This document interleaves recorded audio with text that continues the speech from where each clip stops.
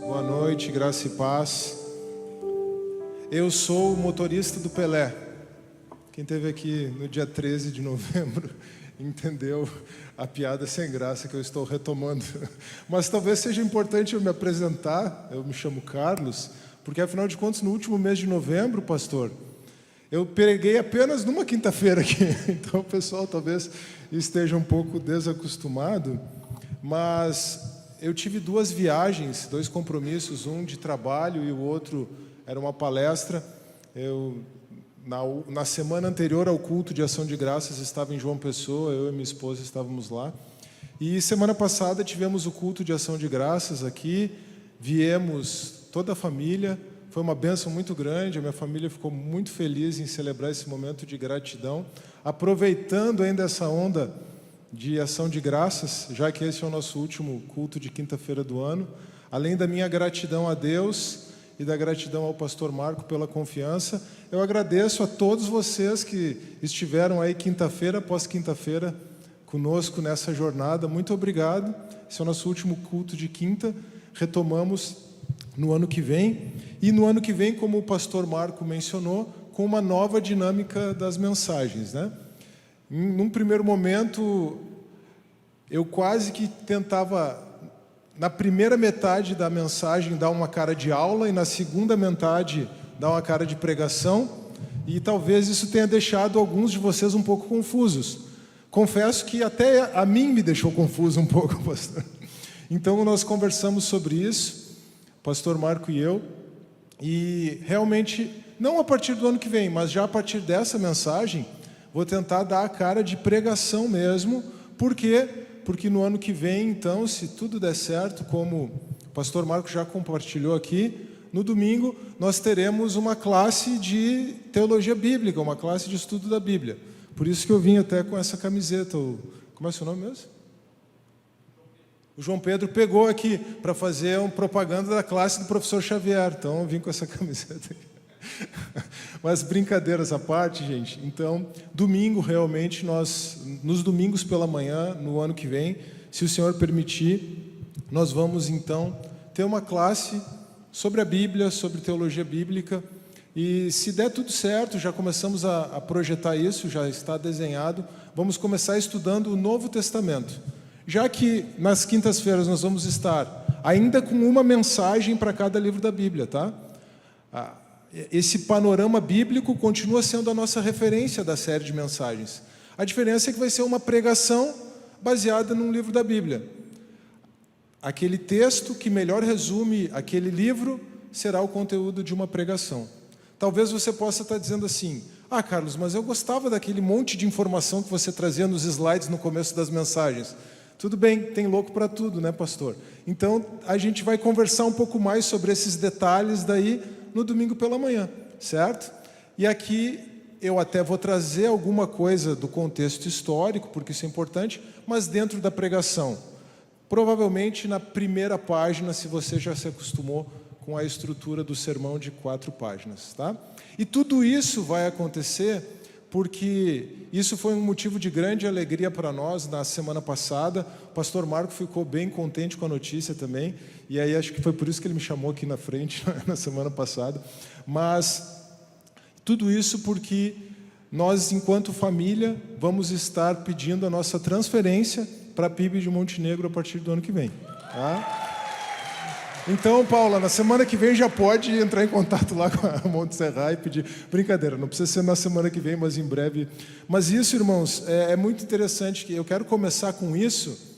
Hoje não é churrasco, nem pudim negro, não é tá chovendo hambúrguer, mas eu quero começar com isso. E eu estou fazendo já a aplicação da mensagem, porque, na verdade, a boa notícia a gente quer contar logo, né, pastor? Então, aconteceu algo muito interessante ao longo desse ano todo. Diante do convite, da necessidade, da amizade aqui com o pastor Marco, eu entendi que realmente Montenegro era uma terra boa, era uma terra para a qual nós deveríamos nos dirigir, ou pelo menos eu tinha um desafio ministerial grande aqui para auxiliar, para vir auxiliar. Mas isso não era algo apenas para mim, era algo para a minha família inteira. E num primeiro momento, esse desafio gerou muitos medos e muitos receios na família inteira, como é natural, certo? Diante do novo, é natural que nós tenhamos medos, receios. Então eu estava bastante animado, mas o Senhor teve que fazer um trabalho com toda a minha família, e Ele foi fazendo esse trabalho ao longo desse ano. Eu confesso que em alguns momentos eu estava sem muita paciência até, mas eu fui muito bem aconselhado ao longo do ano por um bom amigo, que por acaso é o pastor de vocês. Então ele foi um bom amigo, um bom pastor, que me aconselhou a lidar com essa situação toda. E muito interessante, irmãos, um parênteses aqui. Essa manhã eu estava correndo com um amigo, um irmão lá em Porto Alegre, e estava compartilhando tudo isso com ele e falando exatamente disso. E não somente de como o pastor Marco me aconselhou ao longo desse ano, mas de como ele enfrentou todas as tempestades e todos os desafios que ele enfrentou como pastor aqui nessa igreja. E o testemunho, ou o diagnóstico, né, a constatação desse irmão que estava correndo comigo, um bom amigo, ele disse: Carlos, esse homem é um homem de Deus. Então, pastor Marco, esse testemunho que veio lá de Porto Alegre, não só para você, mas para essa igreja, vocês não estão apenas pastoreados por um bom amigo meu, mas por um homem de Deus, que tem sempre bons conselhos e que tem sempre uma palavra muito sábia da parte do Senhor. Eu falo isso porque não apenas por conhecê-lo há muitos anos e por ter essa amizade, mas pude experimentar isso nesse desafio que envolveu a minha família. Então, ao mesmo tempo que eu estava muito animado, e aqui eu preciso dizer, gente, que essa aqui é uma aplicação do texto de hoje muito falha e muito parcial, tá bom? Você já vai entender por quê. Mas, ao mesmo tempo que eu estava muito animado, a minha família não estava assim na mesma página comigo, né? Muitos receios, muitas situações, e em alguns momentos até eu mesmo pensei em desistir, tá? Mas, orando, esperando no Senhor, o Senhor foi fazendo aos pouquinhos, foi mexendo nas circunstâncias também. Muita coisa aconteceu. Eu nem tenho tempo de ficar compartilhando aqui, porque senão eu vou tomar tempo da mensagem. Mas no final, os 4 então estão na mesma página e estaremos nos transferindo para a primeira igreja batista em Montenegro, vindo para cá como família, congregar aqui e aí servir de forma mais intencional toda a família aqui. Embora provavelmente o meu filho vai passar o ano que vem no PV, no Palavra da Vida Sul, mas nós, enquanto família, estamos fazendo esse movimento.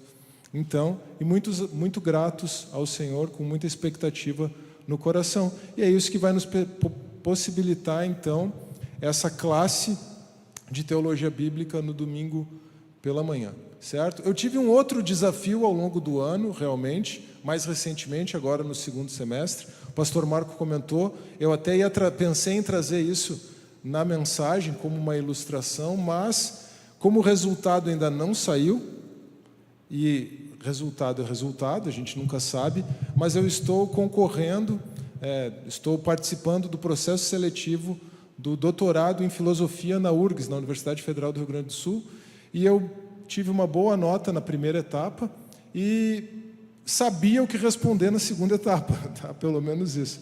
Mas o mais significativo, irmão, só já que o pastor Marco comentou isso, é que se eu ingressar no doutorado em filosofia da URGS, eu vou ingressar com um tema cristão, certo? Então, pelo menos houve uma sinalização, porque a nota que atribuíram ao pré-projeto foi uma nota dizendo, olha, esse pré-projeto é viável. Então, se for isso, eu estarei então pesquisando num dos melhores programas de pós-graduação em filosofia do Brasil, sobre o dilema que envolve a onisciência de Deus e a liberdade do ser humano, tá bom? Mas não tenho certeza disso, vamos saber disso amanhã, e talvez eu esteja fazendo isso agora para que eu tenha mais ou menos 50 pessoas orando por mim de hoje até amanhã e o resultado saia, quem sabe, né, pastor? Então, conto com a oração de vocês diante desse desafio. Mas quando nós temos desafios como esses, né, você está animado, está empolgado, que nem eu, com um desafio, mas as circunstâncias ao seu redor não são muito favoráveis, talvez a sua família não está junto com você, nós realmente muitas vezes pensamos em desistir. Quantas vezes você já pensou em desistir de algo? Talvez você já tenha pensado em desistir de estudar para uma prova. Chegando o final do ano aí, né, para o pessoal que está no colégio, na faculdade, isso acaba se tornando uma realidade. Não vai dar certo. Eu vou trancar essa disciplina, eu vou reprovar, vai ser melhor eu não estudar, eu não vou dar conta. Quantas vezes você pensou em desistir de uma amizade? Mas aquele cara é muito chato. Quantas vezes você já pensou em desistir de uma amizade? Quantas vezes você já pensou em desistir de um sonho, de um determinado sonho? O livro de Números, que é o livro da nossa mensagem desta noite, o livro de Números é sobre uma geração que desiste de Deus. Mas apesar disso, Deus não desistiu do seu sonho, do seu povo e do seu propósito. O livro de Números é sobre uma geração que desiste de Deus. Mas apesar disso, Deus não desiste do seu povo, do povo de Israel e do seu propósito para com aquele povo. Nós estamos na nossa série A Mensagem do Reino, no módulo 1, que todas essas palavras estejam no seu coração. Agora o módulo 1 deixa de ser uma introdução ao Pentateuco, pastor Marco, e vira uma introdução ao Antigo Testamento todo. Porque, ao final de contas, ao introduzir o Pentateuco, com todas as reflexões que a gente já teve, nós também introduzimos o Antigo Testamento. E a introdução ao Antigo Testamento também é uma introdução ao Novo Testamento. Mas eu já posso, então, antecipar os irmãos, que se o módulo 1, que todas essas palavras estejam no seu coração, é o módulo sobre o Antigo Testamento, o módulo 2, sobre o Novo Testamento, terá o título E a Palavra se fez carne. Que todas essas palavras estejam no seu coração, Antigo Testamento, e a Palavra se fez carne, será o nosso módulo sobre o Novo Testamento, provavelmente apenas em 2027. Mas, vamos lá então, a nossa mensagem dessa noite é: a terra é boa, mas o coração do povo não. E essa pode ser mesmo uma boa mensagem de encerramento dos cultos de quinta-feira de 2025, considerando que temos aqui um paralelo com a série de mensagens de domingo de encerramento de ciclos, né? Então, esse texto pode ser bem propício para o nosso último culto do ano, realmente. Eu convido os irmãos a abrirem o capítulo 13 do livro de Números. Vamos ler do verso 17 até o verso 33. Números 13, 17 a 33. Quando Moisés os enviou para espiar Canaã, disse: subam pelo Neguebe e prossigam até a região montanhosa. Vejam como é a terra e se o povo que vive lá é forte ou fraco, se são muitos ou poucos, se a terra em que habitam é boa ou ruim, se as cidades em que vivem são cidades sem muros ou fortificadas, se o solo é fértil ou pobre, se existem ali árvores ou não. Sejam corajosos, tragam alguns frutos da terra. Era a época do início da colheita das uvas. Verso 21. Eles subiram e espiaram a terra desde o deserto de Zin até Reob, na direção de Lebo-Hamate. Subiram do Neguebe e chegaram a Hebrom, onde viviam Aimã, Sesai e Talmai, descendentes de Anak. Ora, Hebrom havia sido construída 7 anos antes de Zoã, no Egito. Quando chegaram ao vale de Escol, cortaram o ramo do qual pendia um único cacho de uvas. 2 deles carregaram o cacho pendurado em uma vara. Colheram também romãs e figos. 2 homens carregando um cacho de uvas é um símbolo, é uma afirmação da prosperidade, do caráter frutífero daquela terra, de como aquela terra era frutífera, de como aquela terra era boa para a agricultura. Verso 24. Aquele lugar foi chamado Vale de Escol por causa do cacho de uvas que os israelitas cortaram ali. Ao fim de, preste atenção, 40 dias, eles voltaram da espionagem daquela terra. 10 dias para ir, 20 dias para espionar e 10 dias para voltar. Basicamente isso, certo? Eles retornaram a Moisés e a Arão e a toda a comunidade de Israel em Cádiz, no deserto de Parã, onde prestaram relatório a eles e a toda a comunidade de Israel e lhes mostraram os frutos da terra. Deram o seguinte relatório a Moisés: entramos na terra a qual tu nos enviaste, onde fluem leite e mel. Aqui estão alguns frutos dela. Contudo, o povo que lá vive é poderoso, e as cidades são fortificadas e muito grandes. Também vimos os Anaquins, não os Skywalker, mas os Anaquins. 29. Os amalequitas vivem no Neguebe. Os hititas, os jebuseus e os amorreus vivem na região montanhosa. Os cananeus vivem perto do mar e junto ao Jordão. Então Calebe fez o povo calar-se diante de Moisés e disse: subamos e tomemos posse da terra, porque certamente conseguiremos fazer isso. Os homens que tinham ido com ele, porém, disseram: não podemos atacar aquele povo. Ele é mais forte do que nós. Verso 32. Eles espalharam entre os israelitas um relatório negativo acerca da terra que haviam espiado e disseram: a terra que percorremos para espiar devora os que nela vivem. Todos os que vimos são de grande estatura. Vimos também os nefilins, isto é, os anaquins, diante de quem parecíamos gafanhotos, e aos nossos olhos e aos olhos deles.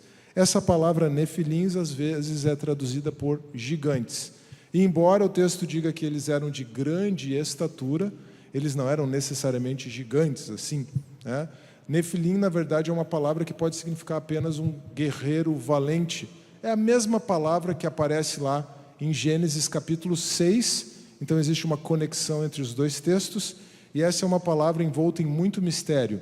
Não precisamos tentar resolver o mistério que envolve a palavra Nefilim no Antigo Testamento, mas o fato é que o povo, ou melhor, os espias, viam a si mesmos como gafanhotos, e aos olhos do povo daquela terra, eles eram gafanhotos, como gafanhotos. O relato dos espias fez com que o povo inteiro se alarmasse, à exceção de duas pessoas, Josué e Calebe.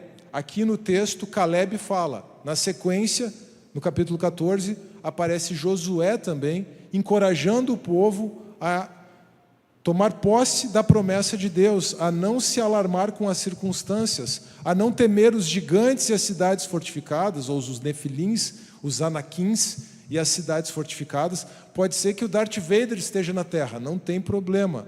Você vai tomar posse se Deus disse que Ele estaria com você para conquistar aquela terra.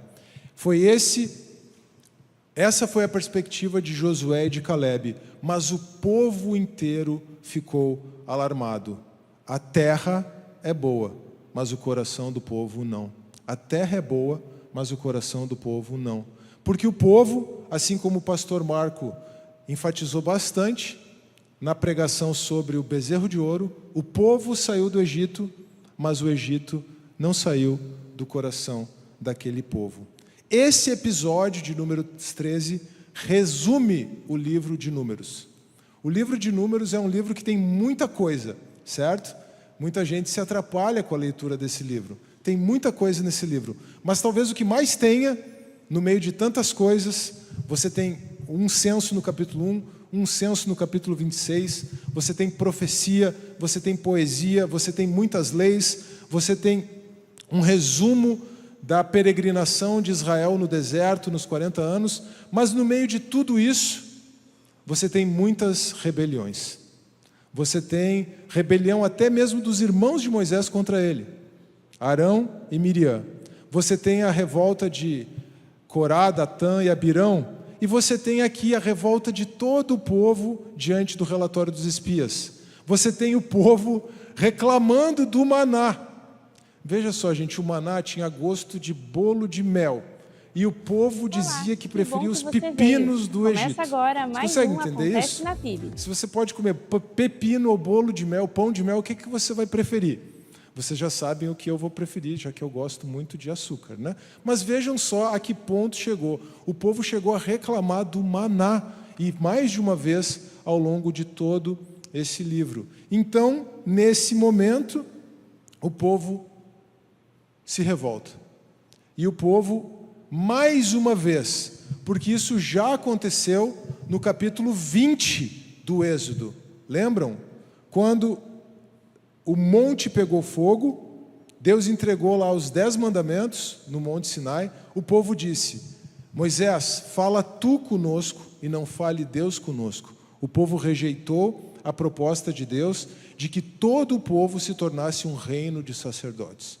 Depois, quando Moisés estava recebendo as instruções acerca do tabernáculo, o povo virou as costas para Deus e construiu um bezerro de ouro. Êxodo 32. Aqui nós só temos a concretização, e essa concretização se dá de forma definitiva, porque o povo diz: nós não vamos entrar e não vamos passar para essa terra que Deus nos prometeu. Deus está nos levando para essa terra, mas nós não vamos para lá. Essa foi a palavra do povo para Moisés. Veja como isso é forte. Deus quer que eu vá para lá, mas eu não vou. Como é o nome disso? Obstinação, rebeldia. Isso revela um coração idólatra, um coração que quer fazer os seus próprios planos. E é assim que toda aquela geração perece no deserto. Por causa disso, por causa dessa palavra. Nós não vamos. Tu nos tiraste do Egito para que nós morramos. Então, Deus ouve a reivindicação do povo, e é exatamente isso que acontece.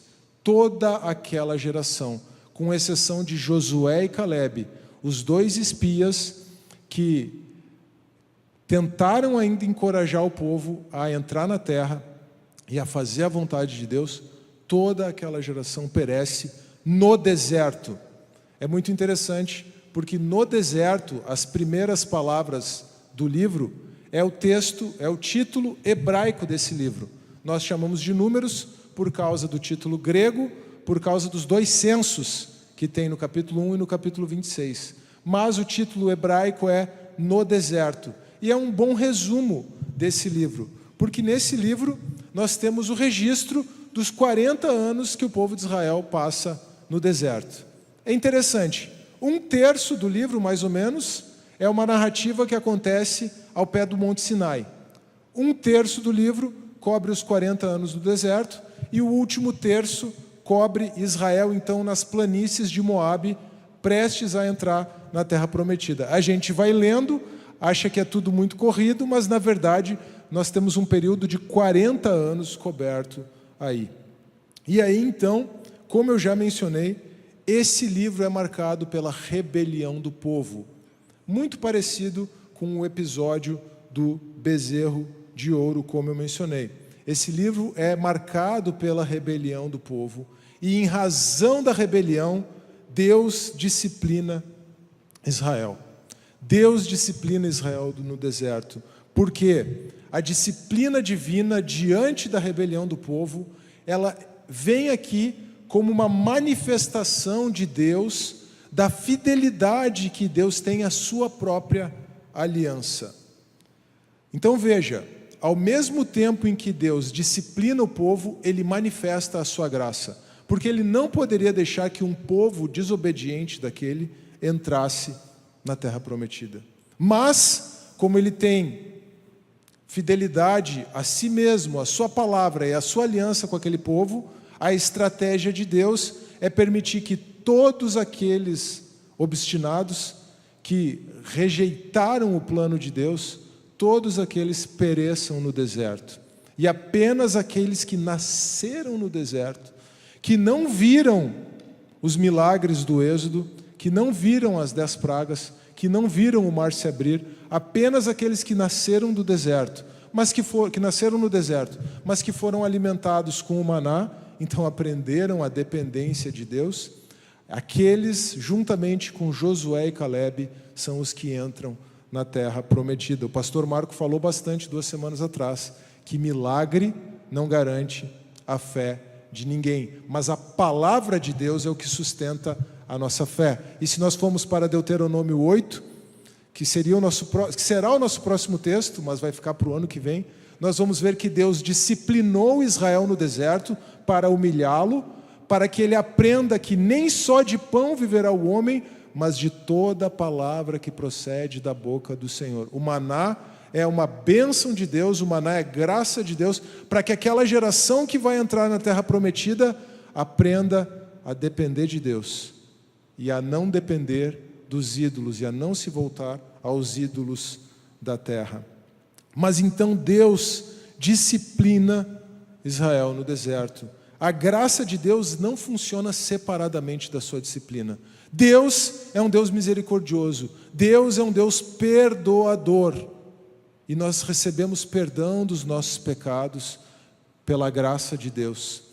Mas às vezes nós imaginamos que receber perdão dos pecados é receber um tapinha nas costas. E não. Normalmente, nós somos perdoados, mas nós temos que lidar com a consequência dos nossos pecados.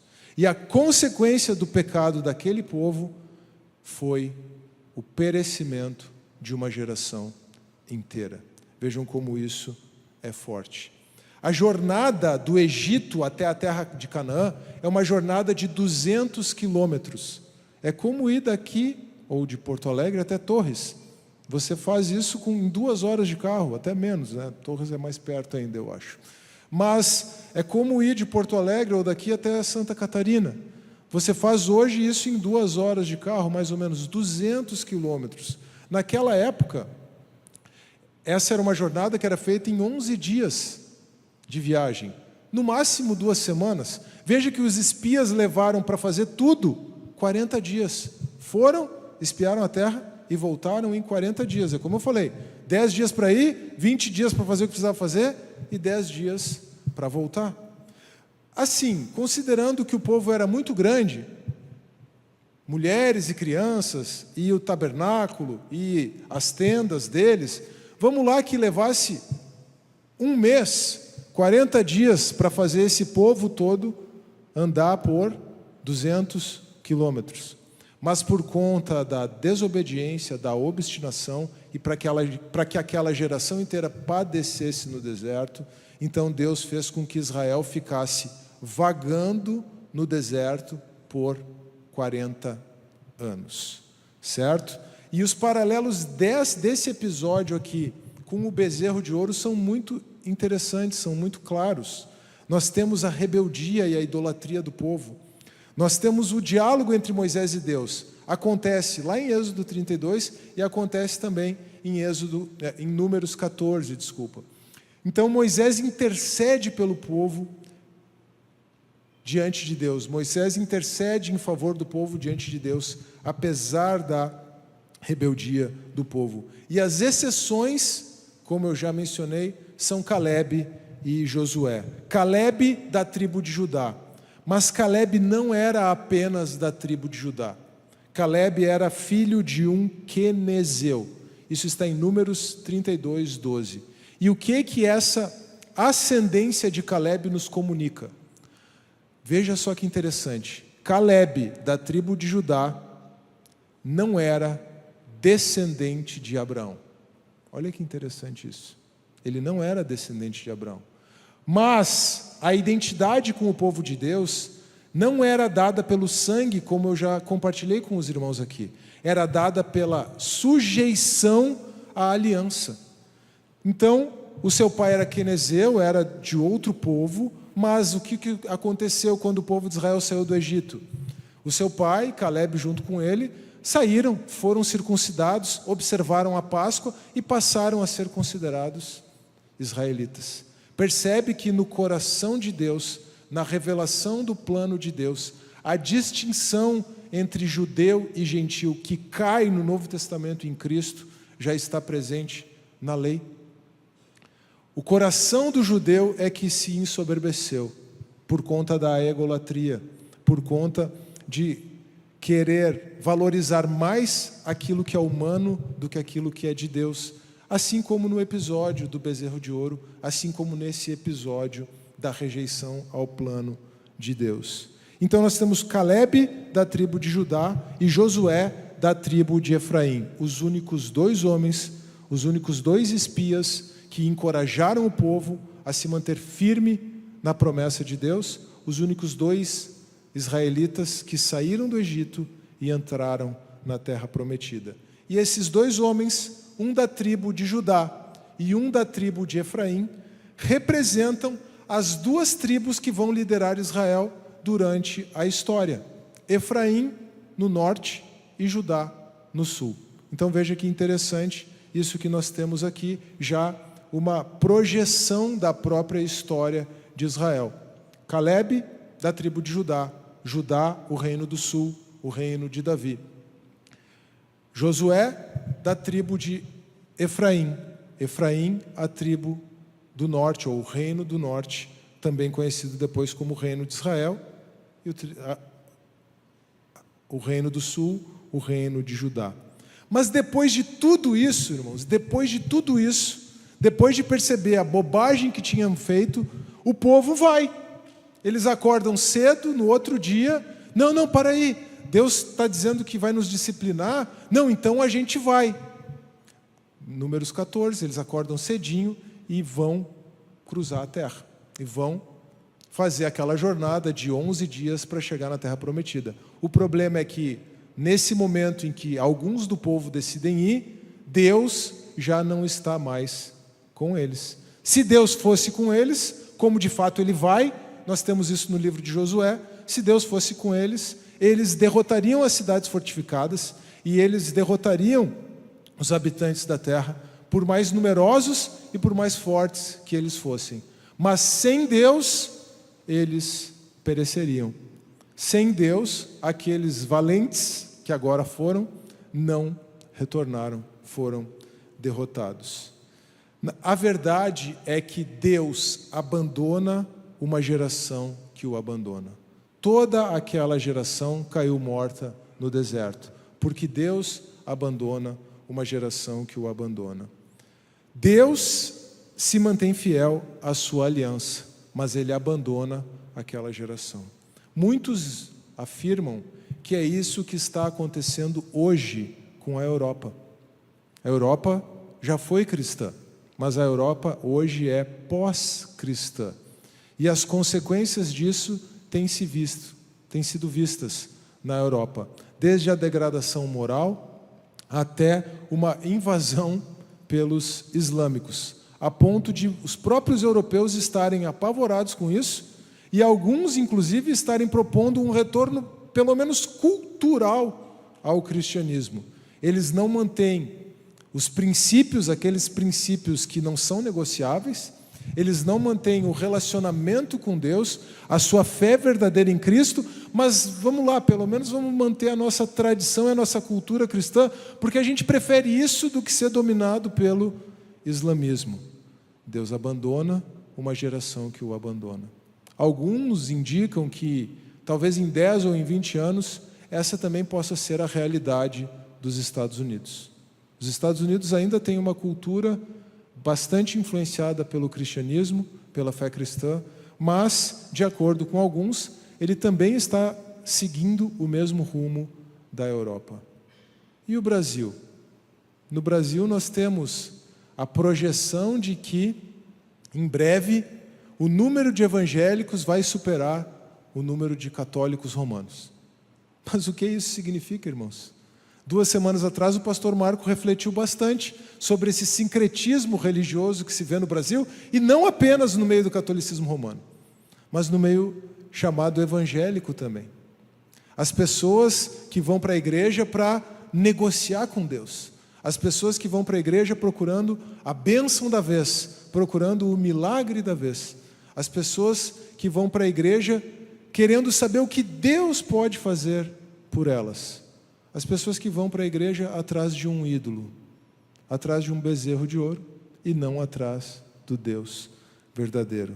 Será que o Brasil também está caminhando nesse caminho? Será que, apesar de nos dizermos cristãos e evangélicos, podemos, em breve, nos tornarmos uma geração que abandona a Deus? Deus abandona uma geração que o abandona. E o que dizer da cidade de Montenegro, então?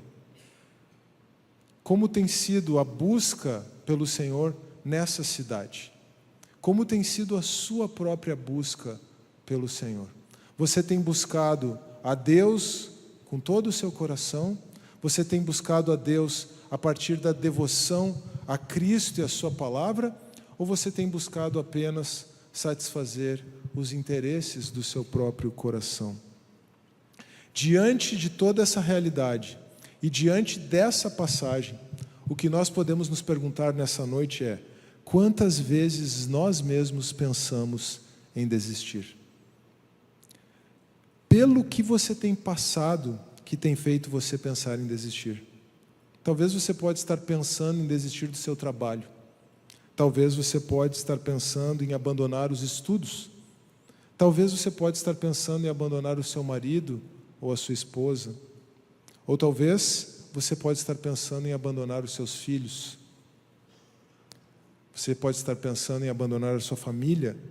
Ou, o que é ainda mais profundo, o que é ainda mais sensível, o que é ainda mais triste, embora muitas vezes esteja menos na superfície. Será que você tem pensado em abandonar a sua comunhão com Deus? Será que você tem pensado em abandonar a igreja?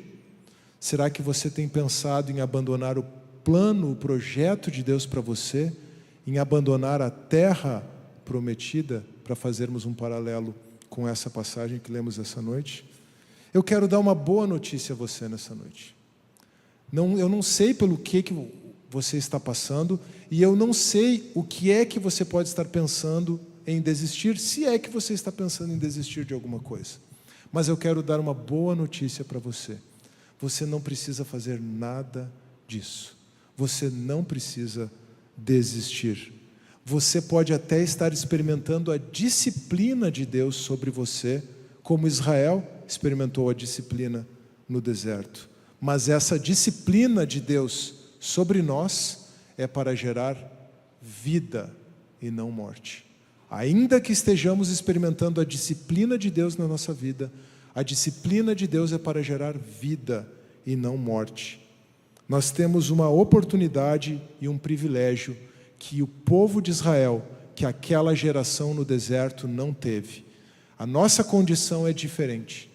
Nós temos uma oportunidade e um privilégio que o povo de Israel, aquela geração no deserto, não teve. É por isso que eu falei que a minha comparação, aquela aplicação que eu fiz lá no começo, era muito falha e muito parcial.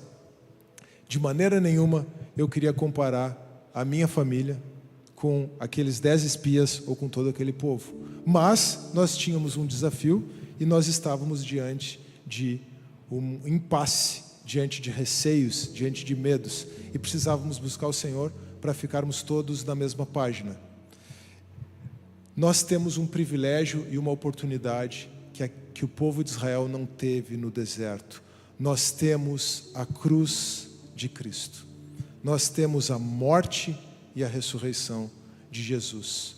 Lembram algo que eu falei bastante já aqui, você já deve ter memorizado. O Novo Testamento está oculto no Antigo, e o Antigo Testamento está revelado no Novo. Se nós buscarmos qual texto do Novo Testamento fala dessa experiência de Números 13, nós vamos chegar em Hebreus, capítulo 3 e capítulo 4. Então vamos para o Novo Testamento. Em Hebreus, na carta aos Hebreus, nós vamos ver a afirmação de que o Senhor quer nos dar descanso. Nós não precisamos desistir, porque o Senhor quer nos dar descanso. Hebreus, capítulo 3, verso 12.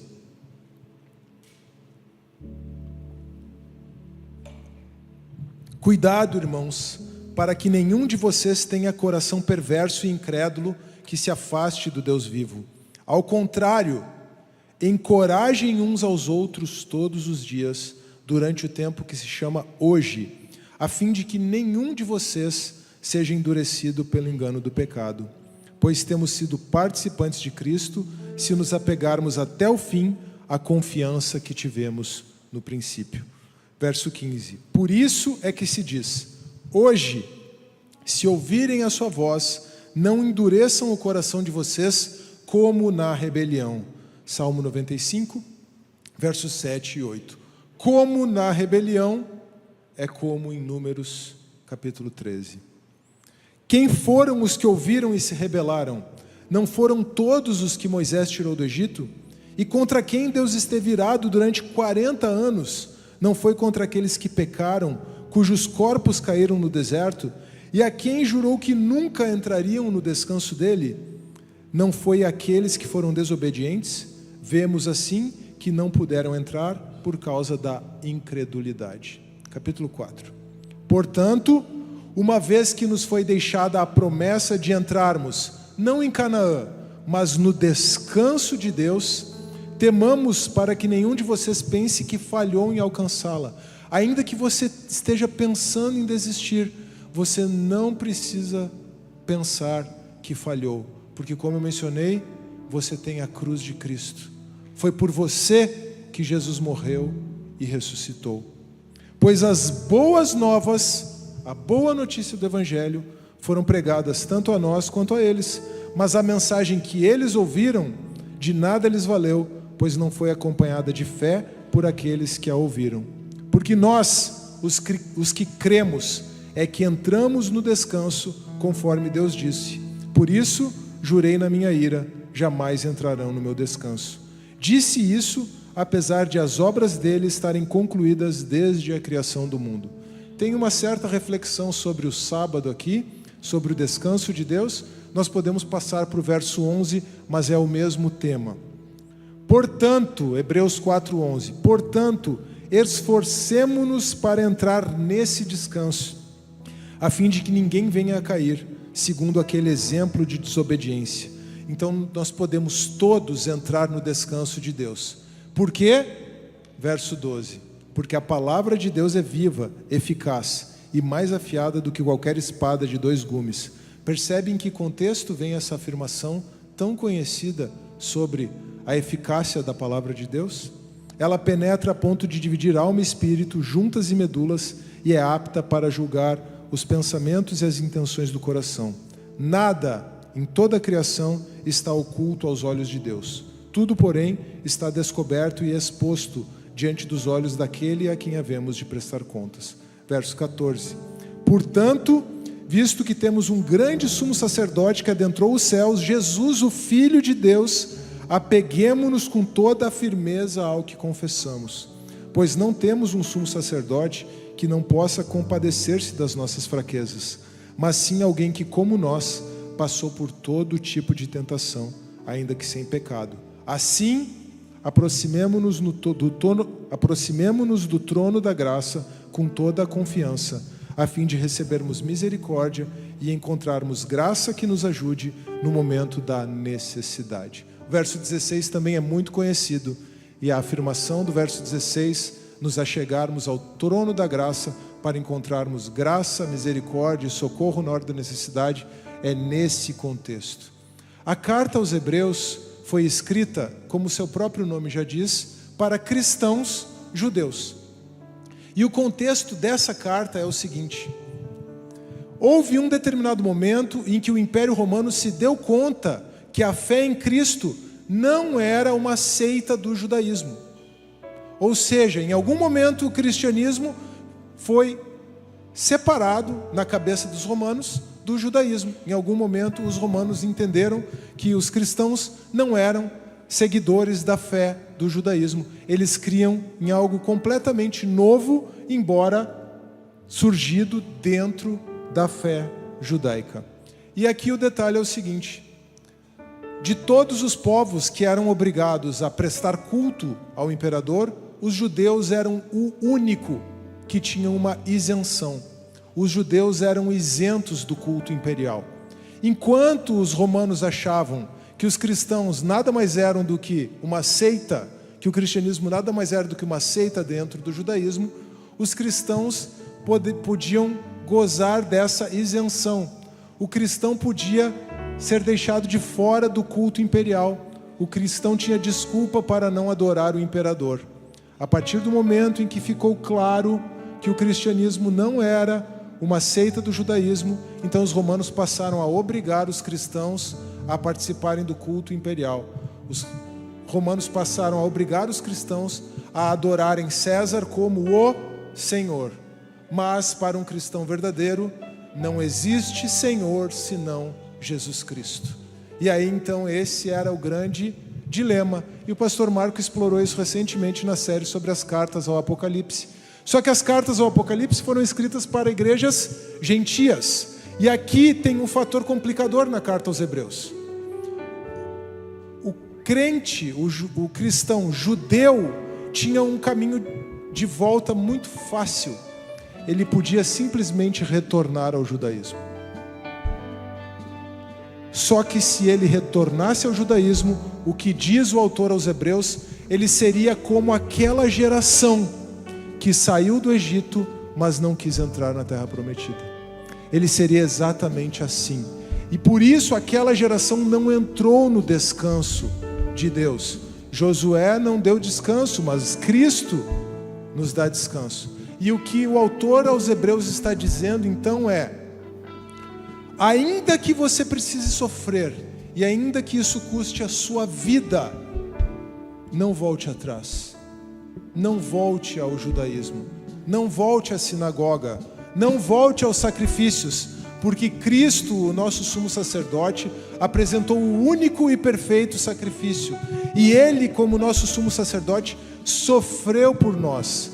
Ele deu a sua vida por vocês, para que vocês possam dar a sua vida por Ele. Essa foi a mensagem do autor dessa carta aos crentes judeus, encorajando-os a não voltarem ao judaísmo, porque se eles voltassem ao judaísmo, eles seriam como aquela geração que pereceu no deserto, porque não entrou na terra prometida, não quis entrar na terra prometida. Assim também para nós, irmãos. Assim também para nós. Deus tem um plano para cada um de nós. E muitas vezes as adversidades, as circunstâncias, os desafios da vida nos fazem querer voltar atrás, nos fazem querer desistir, nos fazem querer abandonar o plano de Deus. Nós não precisamos voltar atrás. Nós não precisamos ser como aquela geração no deserto, porque nós temos a cruz de Cristo, porque por nós Jesus morreu e ressuscitou. O autor de Hebreus então nos convida a entrar no descanso do Senhor. E como eu mencionei, eu já fiz a aplicação da mensagem antes, já no início, porque quis compartilhar logo a boa notícia. Mas a minha experiência esse ano foi de descansar no Senhor, esperando que Ele mesmo fizesse aquilo que eu não seria capaz de fazer pela minha força humana. Se eu apenas arrastasse a minha família junto comigo, eu ia gerar frustração, desentendimento. E aí então o que eu fiz? Eu fiquei orando, apenas. Fiquei orando, é claro que eu não fiquei parado. Eu continuei vindo aqui toda quinta-feira, compartilhando a palavra com vocês, mas eu fiquei esperando no Senhor. E realmente o Senhor me surpreendeu, a ponto de chegar no final do ano, e então toda a minha família está junto comigo nesse desafio, pronta para entrar na terra que é boa. A terra é boa, mas o coração do povo de Israel não era. O nosso coração é uma boa terra, semeada por Deus, para que dê fruto, o fruto da palavra de Deus, que é semeado e frutifica a 30, a 60 e a 100 por 1, como Jesus mesmo falou na parábola do semeador. Nessa noite, nós refletimos sobre o capítulo 13 de Números. Nós vimos que a terra é boa, mas o coração do povo não. Nós vimos que o Senhor disciplina Israel no deserto. A partir daí, podemos perguntar: quantas vezes pensamos em desistir? Mas ao olharmos para as adversidades, ao olharmos para as nossas fraquezas, ao olharmos para os nossos desafios, nós fomos lembrados pela palavra de Deus que o Senhor quer nos dar descanso. Não abandone o Senhor, nem as coisas que o Senhor já colocou ou quer colocar na sua mão. Abandone a obstinação e a rebeldia. Entre no descanso do Senhor, que está em Cristo Jesus, na sua morte e na sua ressurreição.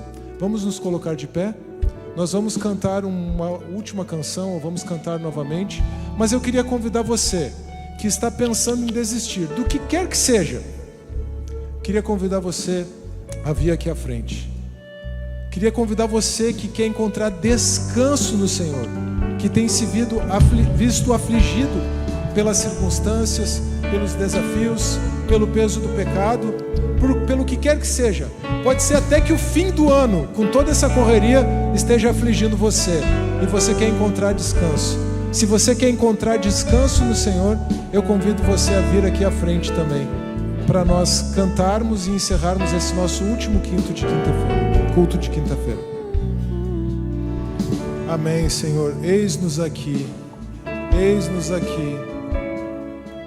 clamando a Ti, Deus, ansiando por entrar no Teu descanso, sabendo que na verdade Tu já fizeste tudo o que era necessário, porque Tu, Jesus, deste a Tua vida por nós, sofreste no madeiro, mas ressuscitaste para nos dar vida, para que nós possamos entrar no descanso do Senhor, no descanso daquele que nos criou e cujas obras estão prontas, estão acabadas, cuja obra foi consumada na cruz de Cristo.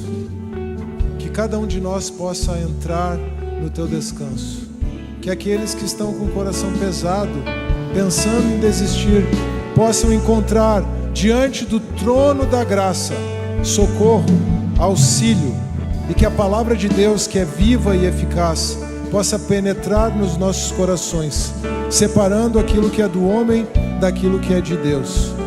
E que nessa noite Tu encontre nos nossos corações uma resposta à Tua graça, e que todos nós possamos caminhar junto contigo em direção ao que Tu tens para nós.